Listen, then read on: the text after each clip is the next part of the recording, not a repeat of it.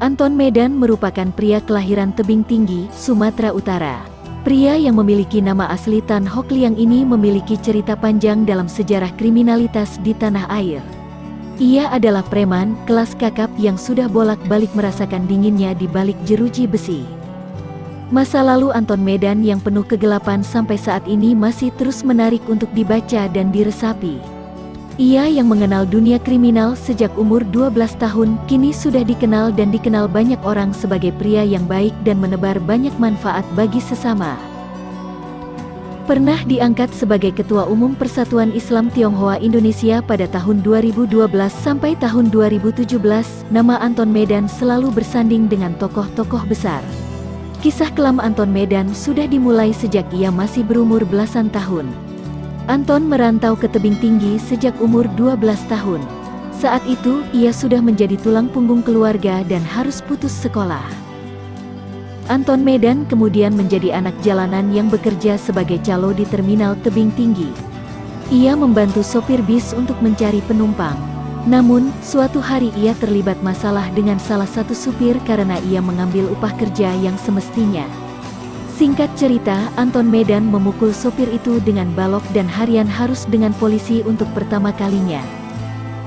Kejadian serupa kembali terjadi saat ia kembali pulang ke kota Medan.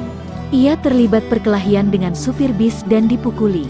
Anton yang saat itu mengatasi masalah dengan sabetan parang, membuat satu supir tewas. Akibat kejadian itu, ia pun harus mendekam di penjara selama 4 tahun. Dilansir dari Liputan6.com, setelah bebas dari 4 tahun penjara, Anton Medan pulang ke kampung halaman.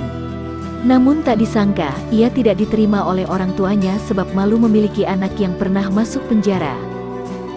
Anton pun akhirnya merantau ke Jakarta. Ia merekomendasikan untuk menemui pamannya.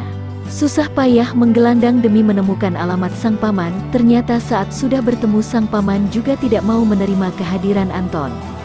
Sejak saat ini Anton Medan hidup sebatang kara bersama kerasnya ibu kota. Hidup seorang diri di ibu kota tentu tidak mudah bagi Anton Medan saat itu. Kerasnya pernyataan sudah mencoba melakukan tindakan kejahatan. Dulu ia mulai mencoba dunia kriminal mulai dari menjamret dan merampok. Sejak saat itu, kejahatan yang pernah berlaku tak terbendung lagi. Anton mulai beralih menjadi pengedar obat-obatan terlarang, bahkan pernah menjadi bandar judi kelas kakap. Ia pernah membuka rumah judi di Jakarta, bahkan ia juga memiliki mesin cuci. Saat itu, ia meraup untung dari bisnis gelapnya tersebut hingga miliaran per hari. Dilansir dari Merah Putih, sepak terjang Anton Medan di dunia kriminal telah berulang kali keluar masuk jeruji besi. Sudah banyak penjara atau lembaga permasyarakatan yang disinggahi Anton selama hidupnya. Namun tak disangka, dari balik dinginnya jeruji besi inilah Anton Medan justru mendapatkan hidayah dan akhirnya insaf. Anton terlahir beragama Buddha, sempat pindah menjadi penganut Protestan di penjara Cipinang sebelum akhirnya memilih Islam hingga sekarang.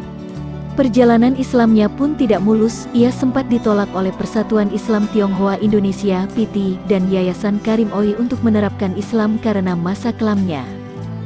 Namun Anton terus membuktikan keseriusannya. Pada tahun 1992, ia akhirnya resmi mengucapkan syahadat yang dituntun oleh almarhum Kiai Haji Zainuddin MZ, Sidai sejuta umat. Sejak saat itu, penjahat kelas kakap itu berganti nama dengan Muhammad Ramadan Effendi.